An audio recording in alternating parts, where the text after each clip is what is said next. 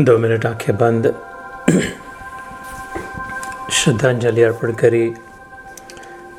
श्रद्धा की अंजलि जिसे कहते हैं, ये शब्द करीब करीब ऐसा ही शब्द भगवद गीता में भी आता है, कृतांजलिर्भाषितम्। कहते अर्जुन ने भगवान श्री कृष्ण के प्रति ऐसे ही श्रद्धापूर्वक अपनी श्रद्धा अर्पित की थी। आंखों में पानी भराए थे, हाथ जोड़ रखे थे।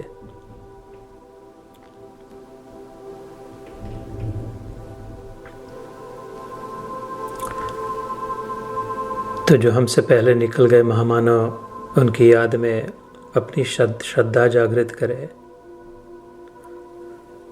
मानव के प्रति, महामानव के प्रति, और मानवों में और महामानवों में, उन सबों के हृदय में धड़क रहे श्री हरि के प्रति। आज की वैशाख मास की कृष्ण पक्ष की एकादशी का दिन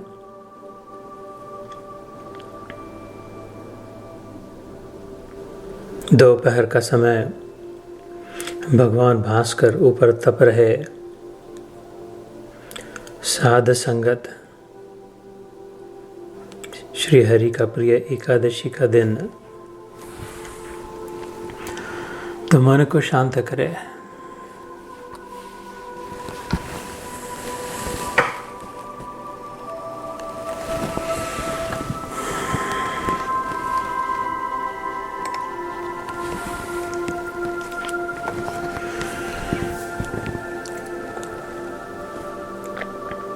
हरि सम जग कछु वस्तु नहीं, प्रेम पंथ सम पंथ। सतगुरु सम सज्जन नहीं, गीता सम नहीं ग्रंथ।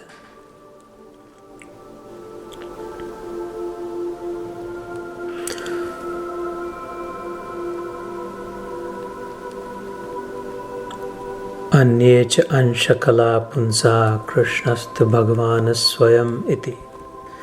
इंद्रारि व्याकुलम लोकम रुदयन्ति युगे युगे। श्रीमद् भागवत इसमें भगवान की कथा आती है। उसके पहले ही स्कंद में प्रारंभ में ही शुक मुनि 3 अध्याय के 28वें श्लोक में कहते हैं, भगवान के अनेक अवतार हुए। वो अंश कला अवतार हुए, fractional dimensions. He brought with him only small portions of his opulences, of his prowess, of his energies. अन्य इसके पहले जो हो गए सब अंश कला। अंश is fraction, कला is dimension. पुंसः मनुष्य अवतार जो भी हुए, परशुराम के रूप में जैसे, किंतु कृष्णस्तु भगवान स्वयं। इस बारी उन्होंने ठाना, मैं अपने सारे वैभव के साथ, अपने सारे ऐश्वर्य, सारी शक्ति, सारे सामर्थ्य के साथ जाऊंगा। इंद्र अरि व्याकुलम। इंद्र के जो शत्रु, डिमानियक, दैत्य लोग, व्याकुलम लोकम, जो लोगों को व्याकुल करके रखा था, इस पृथ्वी पर सज्जनों को संताप दे रहे थे, उनको तपाने के लिए, व्याकुल करने के लिए, मृडयंती युगे युगे, मृग्यंती, मृगया करते, लीला करते हैं। हर युग में ऐसा होता है। इस एकादशी के दिन कृष्ण पक्ष की श्री हरि का स्मरण, मन में चिंतन। कबीरा मांगे मांगना, प्रभु दीजो मोहे दोय। संत समागम हरि कथा, मोह घर निश दिन होए। तो ऐसा सुनहरा अवसर चल पड़ा कि हर शनिवार, निश दिन तो नहीं किंतु निश शनि हो ही रहा। कबीर जी के यहाँ निश दिन होता था, कम से कम यहाँ निश वीकेंड का हो रहा। कबीरा मांगे मांगना, प्रभु दीजे मोहे दोए। बस 2 बातें देना हरि, इतना ही मांगता हूँ। एक तो हो संत समागम, साधु संग, एसोसिएशन ऑफ द होली, सत्संग, और हरि कथा। मो घर मो और मेरे सीने में निश दिन होए।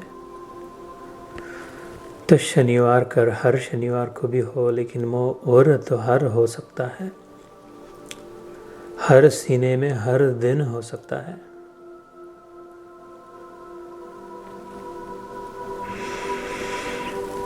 क्योंकि भय नाशन दुर्मति हरना, कली में हरि को नाम, नानक जी भी कहते हैं,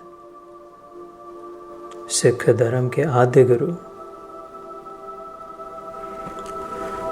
भय नाशन, जो अभी भय से घर में बैठे हैं, अनिश्चितता का भय है, अनिश्चितता की चिंता लगी है, मन में कहीं के कहीं कुछ के कुछ विचार आते हैं, तो क्यों ना 500 साल से पहले नानक जी ने दी हुई कुंजी को आजमाएं। गुरु नानक जी कहते हैं, भय नाशन दुर्मति हरना, कली में हरि को नाम, निश दिन दिन रात, नानक जो जपे, सफल होए सब काम, सफल होए सब काम। सब काम हो जाते हैं, सब काम सफल हो जाते हैं। जो दिन रात निश दिन नानक जो जपे, क्या? कली में हरि को नाम, इस कलियुग में श्री हरि का नाम। तो सभी मिलकर इस एकादशी के दिन संत समागम, सद्गुरु में श्रद्धा,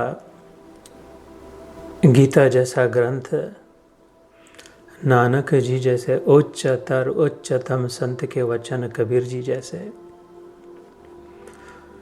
और श्री हरि का सिमरन, तो फिर मंगल ही मंगल, सौभाग्य की घड़ी। तो चित्त की विश्रांति पाए, मन को विश्राम दे। मन में अगर राम भरे तो विष की जगह विश्राम हो जाए। केवल मन में फिर विष नहीं रहे, विषयों का विष नहीं, विषयातीत गुणातीत जो प्रभु है वो श्री राम विश्राम दे दे। Restful heart replacing the restless one.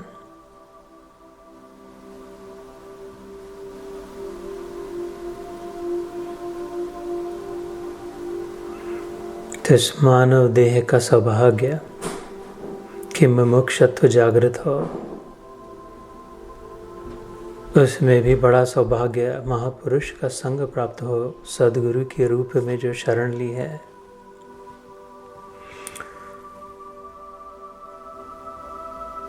मनुष्यत्व आया, महापुरुष का संग आया, मुमुक्षुत्व आया, अब श्री हरि में श्रद्धा।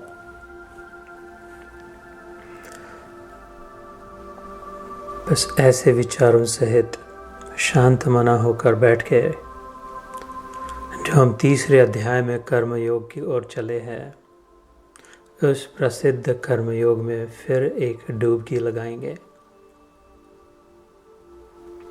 जय श्री राम, जय श्री कृष्ण। सब संतन की जय।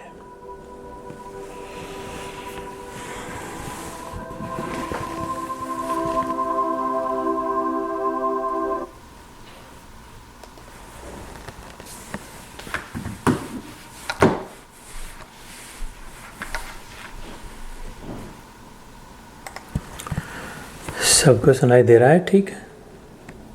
ठीक है, तो पिछली बार ये दूसरे अध्याय समाप्त करके तीसरा अध्याय प्रारंभ हुआ था, कर्म योग। अभी और करीब आधा घंटा बाकी है आज के सत्र में। फिर 2:45 we will stop and then 3 बजे फिर दूसरा गीता योग का सत्र है। पिछली बार हमने कहा था कि तीसरे अध्याय का प्रारंभ भी प्रश्नोत्तर रूप में होता है। हमारे सारे शास्त्र प्रश्नोत्तर रूप में, जैसे गुरु शिष्य संवाद, भगवान और भक्त का संवाद। अभी इसके बाद जो 3 बजे होगा उसमें श्री योग वशिष्ठ महारामायण हम नैरेट करेंगे। वो भी गुरु शिष्य संवाद के रूप में है। प्रभु श्री रामचंद्र जी अपने शिष्य ब्रह्म ऋषि वशिष्ठ महाराज जी से प्रश्न करते, उसके उत्तर में जो सुनाया वह। तो इसमें भी तीसरे अध्याय के प्रारंभ में प्रश्न हुआ था, ज्यायसी चेत कर्मणे मना बुद्धिर निवेश। याद होगा, Arjun was asking, if you lift up Gyan, wisdom, knowledge, if you think learning lessons is higher, greater, of bigger value, the all important is learning than doing, then I just learned from you. I think whatever I needed to learn. When you describe for me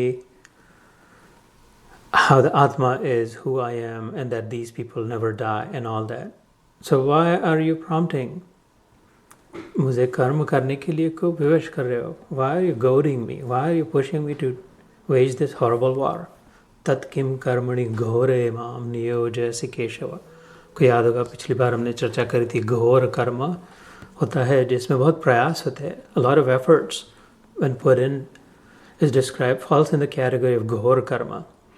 And when those are natural, effortless, सहज कर्म जो होते हैं, सहज कर्म तो कौन्तेय सदोषमपि न त्यजेत। भगवद गीता में भगवान कहते हैं जो सहज कर्म होते हैं, those that are natural for us, the natural duties of a father, of a mother, of a husband, of a wife, वो त्यागने योग्य नहीं है। कर्म योग में setting the tone for karma, what should be done, what should not be done, करने योग्य कर्म क्या है, न करने योग्य कर्म, अकर्म क्या है, विकर्म क्या है। सो इसमें एक क्लैरिफिकेशन देते हैं भगवान की, जो सहज कर्म होते हैं, those there are naturally have naturally fallen. If you have become a father, then the duty of a father is your natural duty. If you have married and have taken a wife, then the duty of a husband is natural, you have to stay put in it. इस प्रकार का वर्णन सुनेंगे।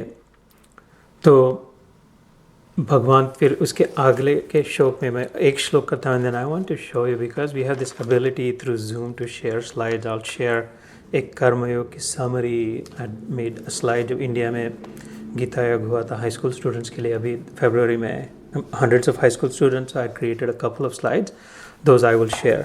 लेकिन पहले ये तीसरे अध्याय में पढ़ के सुना रहा हूँ जो भगवान ने फिर उसके उत्तर में दिया था, जो अर्जुन ने जब पूछा कि निश्चित करके कहो। You're confusing me. I'm confused whether I should just focus only on learning or should I actually do something? Is it necessary to even do anything if the all important is learning and you're already teaching me? तो हो गया काम, तो मैं तो जंगल में जाता हूँ जो सीखना था।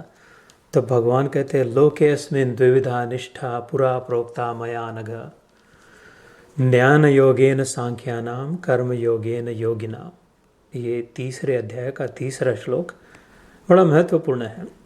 भगवान कहते हैं ऐसे नहीं होता कि बस लर्न कर लिया है। शायद पिछली बार ही मैंने कहा होगा, वो चाइनीज़ फिलोसोफर कन्फ्यूशियस की जो बात थी, I hear and I forget, I see and I remember, I do and I understand. तो जो हमने ये जन्म लिया है, पहले श्लोक का पहला शब्द जो था तीसरे अध्याय के, ज्यायसी चे कर्मणे, जो जन्म जो हुआ है वो कर्म करके सीखने के लिए हुआ है ना। We talked about this last time. अगर जन्म हुआ है, मनुष्य जन्म में विशेष कर जो जन्म हुआ है, तो उसका एक सीधा अर्थ है कि अभी कुछ सीखना बाकी है। बस एक पत्थर की लकीर समझे, अनिवार्य शर्त समझे इसे। मनुष्य का जन्म हुआ है तो अभी कुछ सत्य का अनुभव होना बाकी है, सीखना बाकी है। So ऐसा कभी ना, one should God forbid never think that, oh, I know everything there is to know. There's nothing left for me to know. I have all the knowledge. Asambhava hai. If I am in the form of a human, that is the proof in itself, according to the Gita, the 3rd chapter, that my learning is not over yet. That I still have some limited ahankar left in me. I still think that मैं कुछ हूँ, मेरे जैसा कुछ है. I am somebody, I am something. I still have the limited set aside, separate from the unlimited, the single, uniform, infinite. I still think that this little me, this small me, am something or somebody that means that I have to expand. And that is dark ignorance, not learning, not knowledge. So in order to remove that ignorance, I have taken birth so that I may learn. But the learning only happens through doing. Concocted learning doesn't sit well. खाली analytical, खाली theory पढ़ के, खाली किताब पढ़ के कौन doctor बन गया? राइट? अगर खाली किताबें 4 साल के वर्थ दी तो 15-20 किलो की किताबें रख दो and say you read all these books. Once you finish reading all these books, you're a doctor, go start treating patients. Not really, not so. कितनी भी किताबें पढ़े और पानी में फेंक दिया तो क्या तैरेगा आदमी? स्विमिंग की किताबों पर किताबें पढ़े और उठा के फेंक दो पानी में तो तैरेगा? नहीं तैरेगा. स्वयं तरतुम न जानाति परम तारयति किम. शिवजी स्कंद पुराण में, शिव गीता में पार्वती माता से कहते हैं जो खुद तैरना न जाने वो दूसरों को कैसे बचाए. तैरना सीखने के लिए पानी में गिरना होगा, पानी में हाथ पैर लगाने होंगे. तो खाली थियरी से नहीं होता. So we kind of talked about this last time, and therefore do we must. But the second side of the same coin, this is a significant coin. The coin of Karma Yoga is a very significant coin. It has 2 sides, like any coin. The first side is do we must. कर्म तो करना ही पड़ेगा. अभी अगले श्लोक में भगवान करेंगे. एक क्षण भी तू बैठ नहीं पाएगा बिना कर्म किए. The second side of that coin is but do with purpose. Know why you are doing what you're doing. उद्देश्य रहित अगर कर्म हो तो व्यर्थ कर्म कहा उसे. व्यर्थ कर्म, wasteful work, purposeless. I don't know why I'm doing this. I'm just doing this because everyone else is doing this. I spend hours on WhatsApp. I see 100 forwarded messages and then I forward those to 100 people. What is the purpose behind this? उद्देश्य क्या है? क्या सीखना चाह रहे हैं? What is the lesson that I'm learning? And is that the lesson I want to learn? Is the lesson taking me where I want to go? ये मेरी दिशा है क्या जो मुझे दीक्षा प्राप्त हुई? दिशा और अक्ष इसको जब मिलाते हैं तो दीक्षा होती है. दिशा इज डायरेक्शन, अक्ष इज आँखों से जिसने देखा है उसने दिखाया. In this direction, not in this direction. इसे कहते हैं दीक्षा. जो मिली है, जिस बात की दीक्षा मिली है गुरु से, is this use of my time, is it taking me towards that? And so there's 2 coins to Karma Yoga. One is work we cannot avoid. In fact, work we must do. It is integrated with dharma. धर्म हो ही नहीं सकता अगर कर्म न हो तो. मर्म जान के जो कर्म किया उसे धर्म कहा. मर्म इज सीना, छाती, spirit, essence, the summary, the purpose. That is मर्म संस्कृत में. मर्म को जान के जो कर्म किया, जो भी कर रहे हैं उसके पीछे का उद्देश्य, पिछली बार हमने कहा था this is just a refresher. एक प्रमुख उद्देश्य मनुष्य जीवन का, the primary purpose of human birth, गौण है. The major and the minor, the primary and the secondary. The primary is for me to understand how I am one with the totality of it, to develop this unity consciousness, ब्राह्मी चेतना, है ना. अगर ब्रह्म भावना न होगी तो ब्रह्म भावना होगी, है ना. एक है ब्रह्म, और ब्रह्म को छोड़कर जो है वो ब्रह्म, भ्रमिष्ट कहते हैं, सुना होगा शब्द. जिसका इष्ट सुना होगा. Ishta is the one who is favourable to you, that you are favourable to. हमारे इष्ट देव है, इष्ट गुरु है, हमारा इष्ट इसी में कहते हैं. और ब्रह्म जिसका इष्ट हो गया, ब्रह्म is illusion, Maya, that which is not, that which is momentary, that which is transient, that which is not real. ये जो संसार चल रहा है, संसरति इति संसार, संस्कृत में कहते हैं जो सरकता ही जाएगा, एक जगह नहीं टिकेगा, कभी प्राप्त नहीं होगा. Always slipping out. उसे संसार कहते हैं। इसी को जिसने अपना इष्ट बनाया वो इसे भ्रमिष्ट कहा। तो we can either live in bhram or we can go back to Brahma. They are mutually exclusive. Once you have Brahmanishta, Brahma Jagruti, then there is no more Brahma. सत्य का दर्शन हुआ तो फिर अंधेरा ने, प्रकाश सूर्य की ओर देखा तो अंधेरा न दिखे। सत्य का दर्शन हुआ तो फिर illusion माया नहीं। So it's one or the other, है ना? It's either this side of the coin or the other side of the coin. You cannot fully see both sides of the coin at the same time. But coming back to this coin of karma, so do we must? कर्म तो करना ही पड़ेगा, लेकिन कर्म का उद्देश्य जानकर क्यों कर रहे हैं और उद्देश्य पूर्ति के लिए, प्रमुख उद्देश्य की पूर्ति के लिए जो आवश्यक कर्म है वो ही प्रायोरिटाइज करे, वो ही पहले करे, उतना ही करे।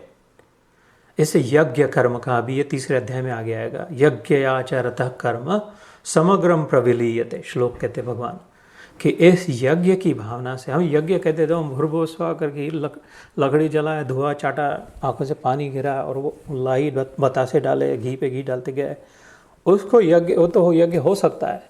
लेकिन प्रमुख यज्ञ भगवान के विचार में ये भागवत गीता है ना, ये एक ही गीता है जिस प्रत्यक्ष भगवान से निकली है।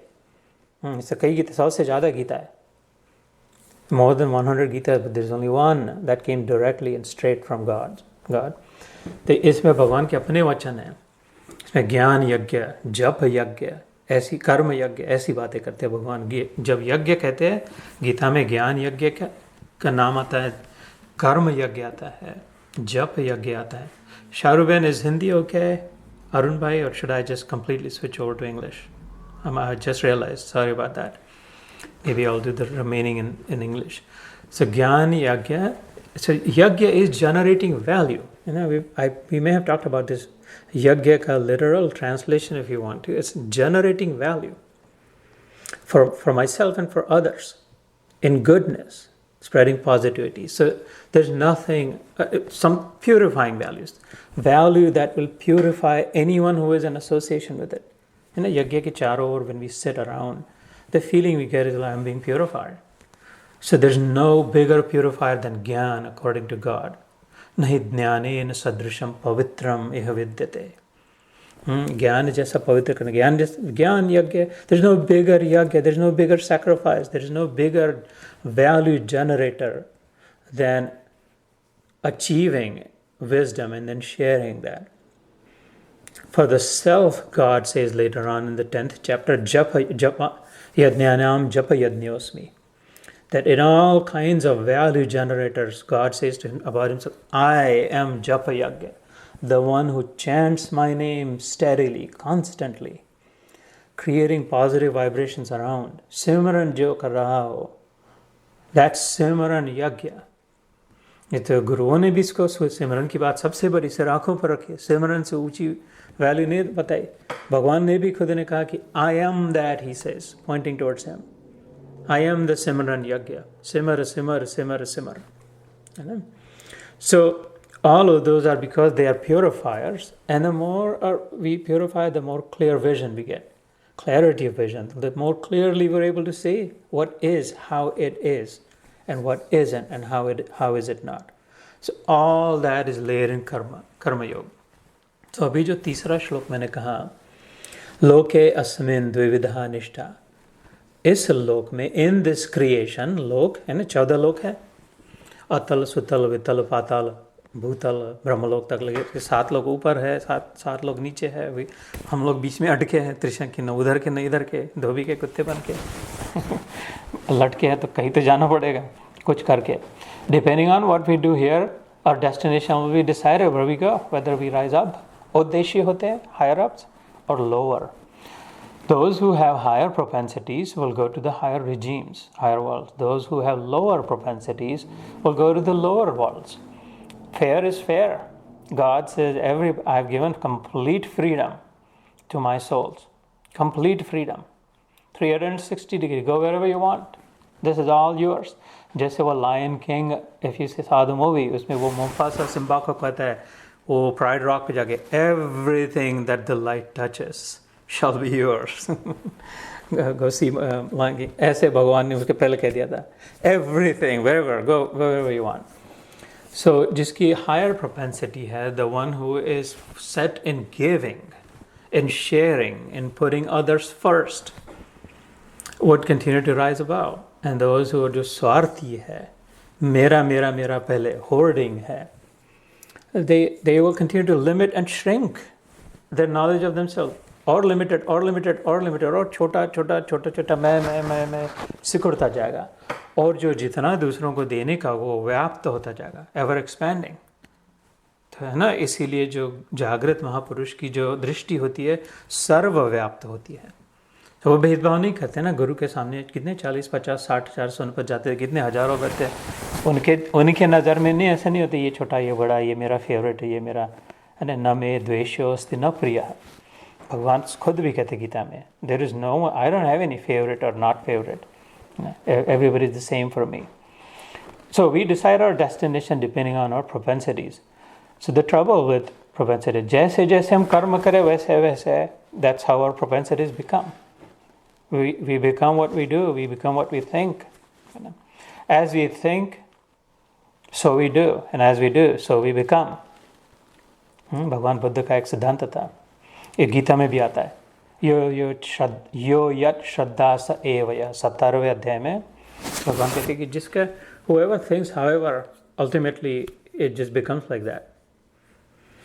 So therefore we have to guard, we have to watch that whatever I'm doing, is it limiting me, is it selfish, is it only for me, or is it I'm considering the full context, I'm looking at the whole entire ecosystem around me, and I'm actually caring for the system, not just this one, एक पुर्जा जो system का, this one little part in this system.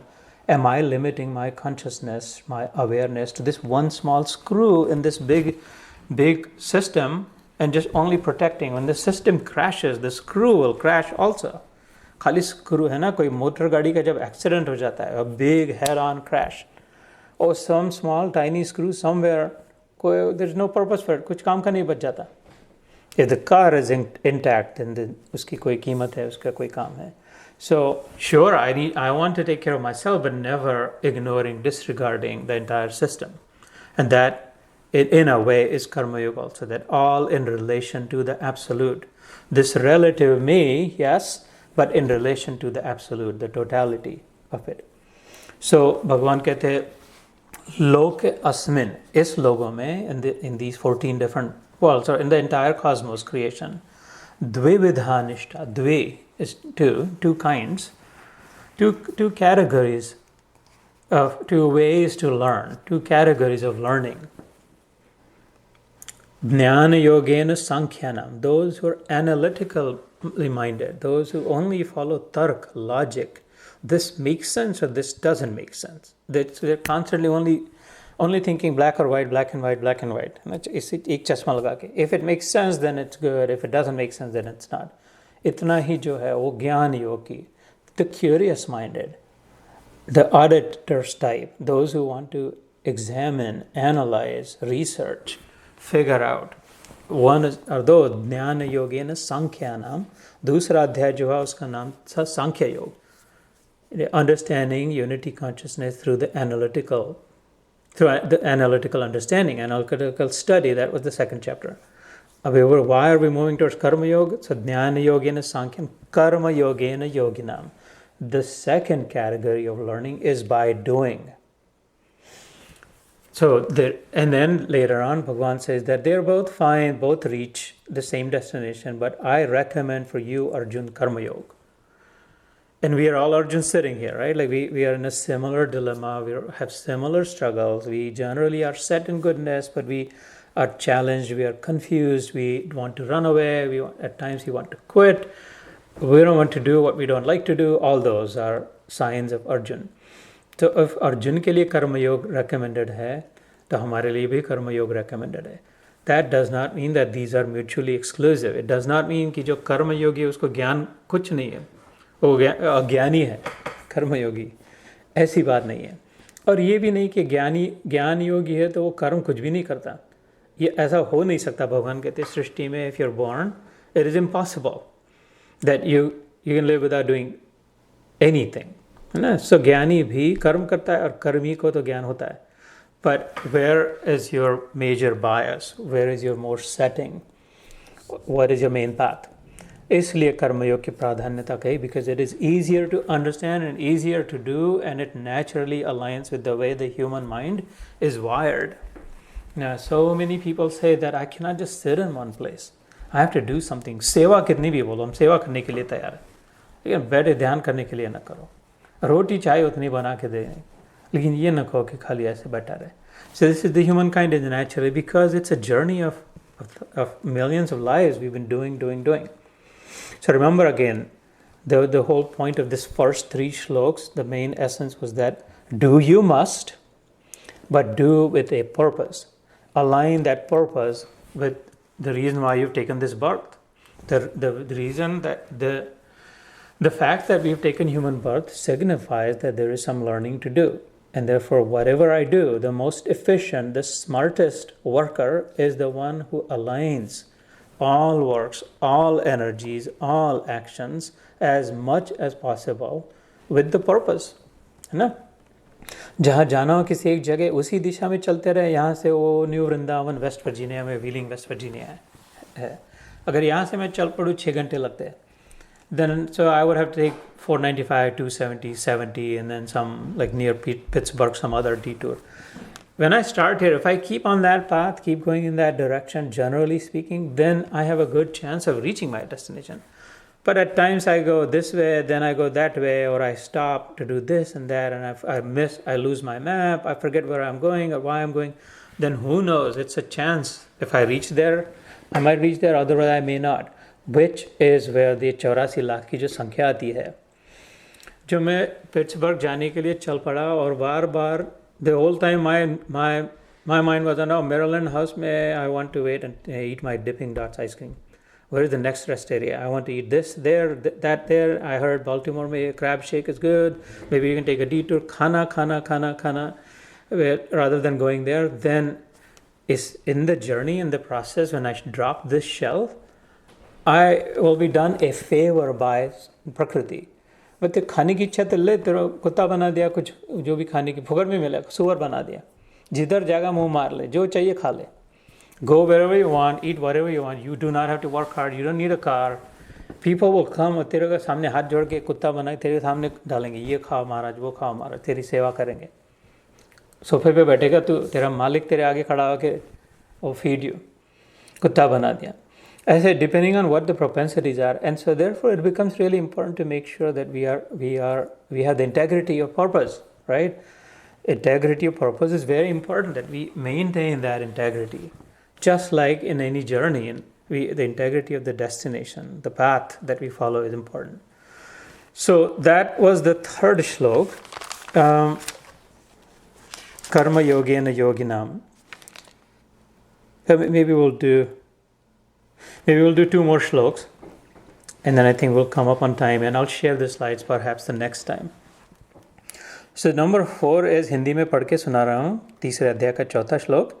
मनुष्य न तो कर्मों का आरंभ किए बिना निष्कर्मता को यानी योग निष्ठा को प्राप्त होता है, और न कर्मों के केवल त्याग मात्र से सिद्धि यानी सांख्य निष्ठा को ही प्राप्त होता है. तो निष्काम योग करना है. कर्म ही न करे तो निष्काम कैसे योग होगा? How can I selflessly do something that I don't even do? It's just illogical. If I am not even doing it, then how can I be selfless in performing that task? So it is a myth to be selfless until you actually do something and do it selflessly. It is only by doing something and doing it selflessly that we can generate this positive value that Karma Yoga talks about. Therefore, avoiding dutiful karma, that which is dutiful alone is beautiful. Handsome is what handsome does. ऐसा कहते हैं अंग्रेजी में. ये सुंदर अपने बाल अपना ये सब, इससे तो हैंडसम 2-4 लोगों को उल्लू बना दे, लेकिन भगवान की नज़र में, अपनी आत्मा की नज़र में अंदर झाँक के देखे तो handsome is what handsome does. हमारे कर्म कैसे उसके अनुसार डिसाइड होता है सुंदर कितने हैं. So that the one who is dutiful alone is the one who is really beautiful. So but duty नहीं करे तो फिर फिर ये कैसे होगा? So that's one part of it. और केवल के कर्मों के केवल त्याग मात्र से सांख्य निष्ठा ही नहीं प्राप्त होती है. If you give up work, then you have also given up the opportunity to learn, is what it's saying. If you say just I just don't want to do it, कर्म करने में कोई मतलब ही नहीं, खाली ज्ञान सीखने में, तो I just don't want to do anything, well you are not going to learn anything. Tell you, I hear and I forget, I see and I remember, I do and I understand, right? Only when we actually do is when we really understand what it is and what it takes. Yeah, I'm going to try to change oil change of a car, or any littlest task. पौधे, try doing gardening, right? करने के बाद पता चलता है कितनी मेहनत करनी पड़ती है. ऐसे. So without doing, we don't understand. उसके बाद ही then we realize the value of it. कीमत पता चलती है. So by simply giving up work, there is no possibility of learning the lesson, of learning the greater truth, of experiencing the higher reality. And then everything else is futile, because the whole purpose of taking this human birth was to experience the higher reality, was to realize the truth, experience the truth. So then it will become a self-failing prophecy, not self-fulfilling prophecy. Therefore, to simplify, we have taken this human birth, which means there is some learning left to do. I have not experienced the full spectrum of the truth. I want to do that. That is the main primary purpose of my human birth. To learn that. I cannot learn without doing. Therefore, I have to. So then I will only do as much as is necessary to learn. I will not waste all my life energy. I will not waste all my time in just doing. But the donkeys do that too.